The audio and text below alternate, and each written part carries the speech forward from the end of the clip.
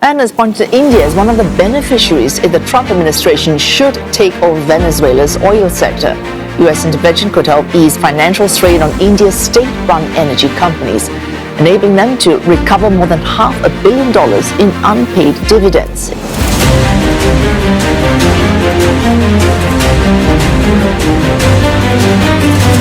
India's energy ties are back in the global spotlight, this time at the center of a sweeping new trade agreement with the United States. Washington claims New Delhi has committed to walking away from Russian crude oil in a move that helped unlock sharply lower tariffs on Indian exports. But the data, the timelines and the geopolitics tell a more complex story. India's biggest oil company wants Venezuelan oilfields, but to get them it needs Washington's permission. Hi, this is Indranil and you are watching the Spotlight Media and Technology.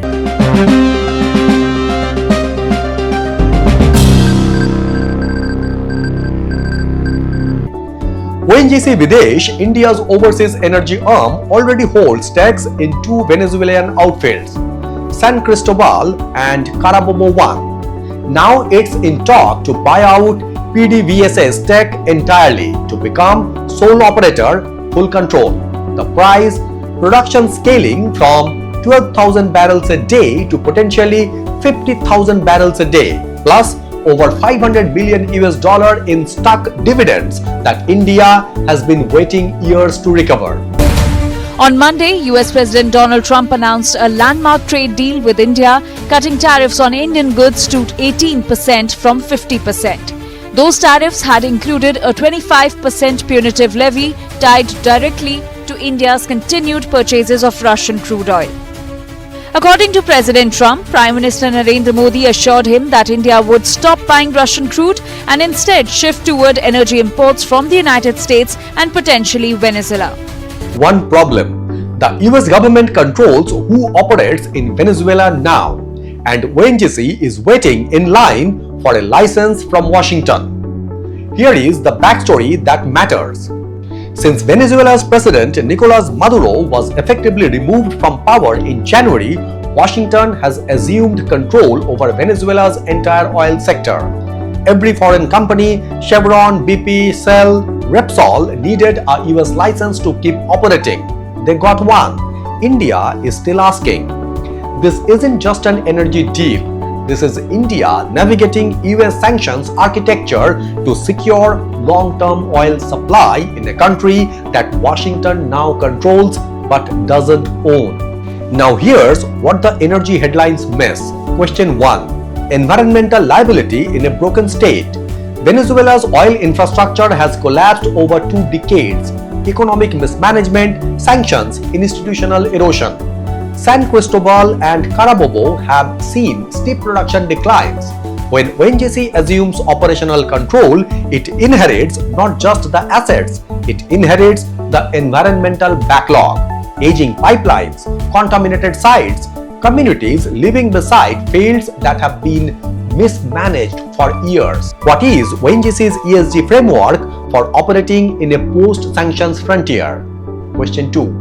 Governance under dual sovereignty. ONGC will effectively be operating under two masters, a US-administered license framework and a Venezuelan state partner in PDVSA, whose institutional capacity has been severely eroded.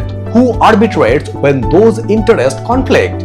And who protects Indian capital when geopolitics shift again? Question 3. The $500 million dividend trap.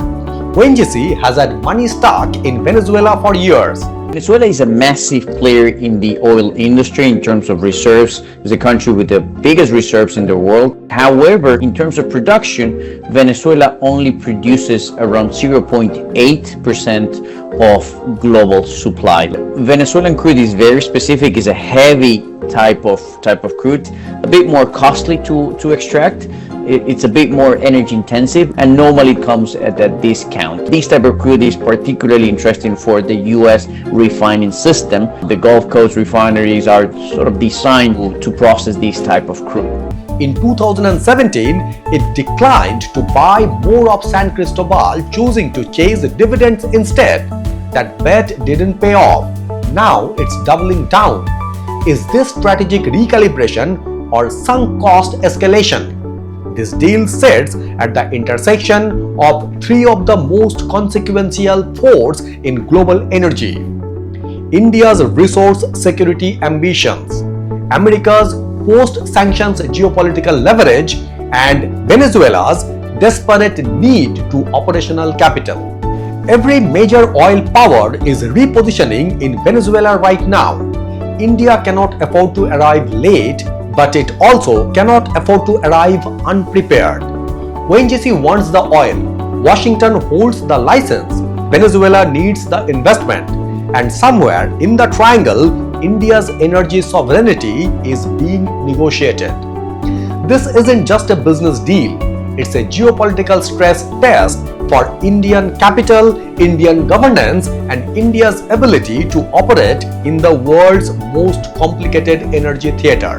This is the Spotlight Media and Technology, where energy meets geopolitics and governance meets consequence. Follow the Spotlight beyond profession, because energy security is never just about oil.